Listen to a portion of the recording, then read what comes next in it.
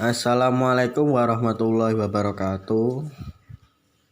Saya di sini akan menjelaskan tentang perencanaan dan pengembangan karir. Yang pertama dalam pengertian satu, karir. Karir adalah menunjukkan perkembangan para karyawan secara individu dalam jenjang jabatan atau kepangkatan yang dapat dicapai selama masa kerja dalam suatu organisasi. Yang kedua, karir planning. Proses melalui mana seseorang memiliki sasaran karir dan jalur ke sasaran tersebut. Maksud dari sasaran karir dan jalur ke sasaran tersebut adalah sasaran ini menunjukkan yang tepat baginya dalam jalur yang dilalui. Jadi karir tersebut tepat dalam jurusan apa yang dia capai. Nah, yang ketiga, pengembangan karir. Pengembangan karir adalah peningkatan dua pribadi yang dilakukan seseorang untuk mencapai suatu rencana karir. Yang keempat, perencanaan dan pengembangan karir. Perencanaan dan pengembangan karir adalah suatu perencanaan dan pengembangan tentang kemungkinan dua orang karyawan sebagai individu dapat naik pangkat atau jabatan yang dihubungkan dengan kemampuan dan persyaratan karyawan tersebut, sehingga dapat tercapai kepuasan kerja yang mendorong peningkatan prestasi dan perkembangan pribadinya. Maksud dalam yang keempat ini, perencanaan dan pengembangan karir ini pengembangan karyawan tersebut, naik pangkat dan jabatan. Nah, ini dapat meningkatkan prestasi dan pengembangan pribadinya. Jadi dapat bagus dalam perencanaan dan pengembangan karirnya. Nah, selanjutnya ini adalah yang kedua, konsep karir behavioral science. Nah, itu nama lainnya ya. Konsep karir. Nah, yang pertama, karir sebagai suatu urutan promosi atau pemindahan atau transfer lateral ke jabatan dua yang lebih menuntut tanggung jawab atau ke lokasi dua yang lebih baik dalam atau menyilang hierarki hubungan kerja selama kehidupan kerja seseorang. Yang kedua, karir sebagai penunjuk pekerjaan dua yang membentuk suatu pola kemajuan yang sistematik dan jelas jalur karirnya. Nah, ini yang kedua ini karir penunjuk pekerjaannya itu yang sistematis dan jelas ini merupakan penjelasan karir yang direncanakan itu sudah jelas, konsepnya itu sudah jelas.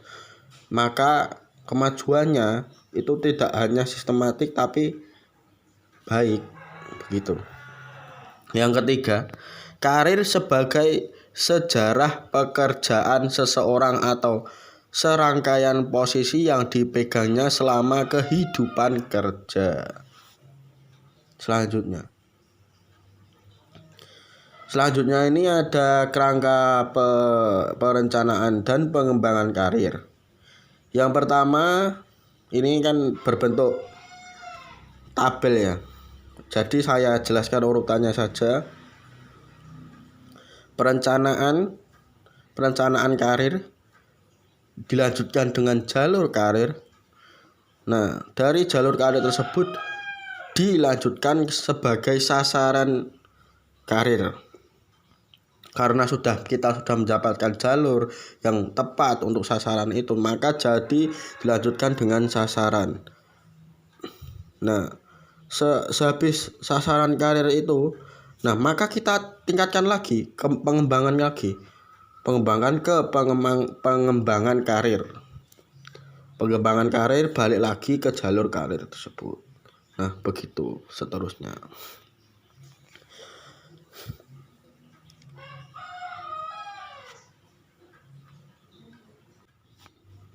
Nah, selanjutnya ini yang keempat, manfaat perencanaan karir. Yang pertama, pengembangan karyawan yang dapat dipromosikan. Ya, maksud di dalam pengembangan karyawan yang dapat dipromosikan ini, karyawan tersebut sudah baik di karirnya. Nah, dan dapat berhasil di dalam perusahaannya. Jadi karyawan ini bisa dipromosikan terhadap perusahaan tersebut untuk meningkatkan pengembangan perusahaan tersebut dan juga karyawan tersebut. Nah, yang kedua, menurunkan turnover. Selanjutnya, yang ketiga, pengungkap potensi karyawan. Nah, yang mengungkap potensi karyawan ini mengungkap bagaimana potensi karyawan tersebut mengerjakan pekerjaan perusahaan tersebut dan potensi bagaimana karyawan tersebut dapat berkembang dengan pesat di perusahaan tersebut. Nah, yang keempat, mendorong pertumbuhan. Mendorong pertumbuhan ini mendorong adanya pertumbuhan karyawan yang berpotensi dan mengembangkan karyawan di perusahaan. Yang kelima, mengurangi penimbunan karyawan. Yang keenam, memuaskan kebutuhan karyawan. Yang ketujuh, membantu pelaksanaan rencana kegiatan yang telah disetujui. Nah, ini selanjutnya. Dari semua tersebut, pengembangan karir ini dapat disimpulkan bahwa ini sangat dibutuhkan dan pengembangan karir ini dapat menunjukkan potensial karyawan tersebut. Selanjutnya, ini peranan Departemen SDM dalam pengembangan karir. Peranan Departemen SDM dalam pengembangan karir ini sangat dibutuhkan karena SDM di peranan di pengembangan karir ini itu sangat harus diperhatikan karena kan